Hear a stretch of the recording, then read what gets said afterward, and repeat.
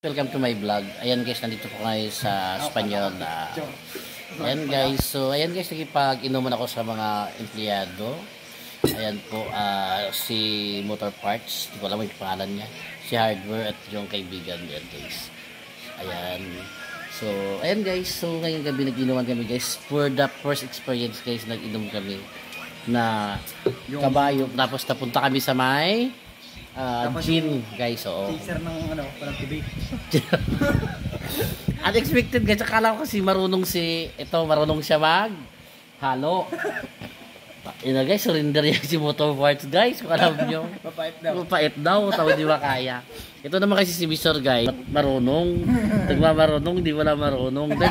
Nagtingin sa video guys, alam niya daw kung paano magtimpla. Ito yun nangyari guys, so hindi ko na-expect guys. Ayan po. Akala kasi marunong kaya nag-gin kami sa tatlong readers. Nag-gin kami, gin bilog kami guys. So ngayon, ang nangyari? Wala na. Tapos na. Ayun, panalo na. Oo.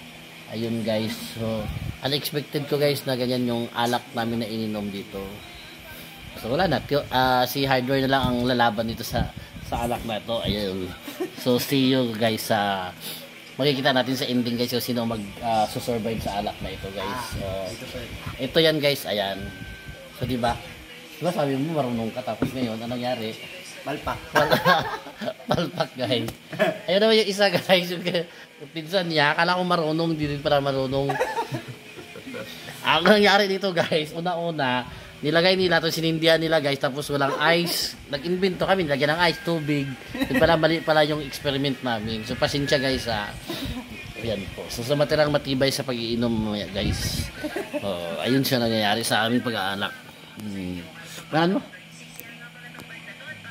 Ha? Jake? Ayan, shout out kay Jake guys. Meron ba kayo YouTube? Wala? Wala. Si Kwan? Wala din. Ayan po. So ayan ito guys. Ito naman si Kwan guys. Para ni Motor Park. Si Gilbert guys. Parang pang-tatlo ha? Ayan, pang-tatlo na ata siya pabalik. Pang-tatlo na ata siya pabalik-balik sa CR guys. Nagpapakain nata ng tupa doon eh. Kasi nga, hindi niya kaya i-survive dito guys. So, doon na lang siya sa may kabayo guys. Na malayan ko kasi tatlong bisis na pumunta sa CR eh. Siguro nakalima na yan. Nagpapakain na siguro ng tupa doon.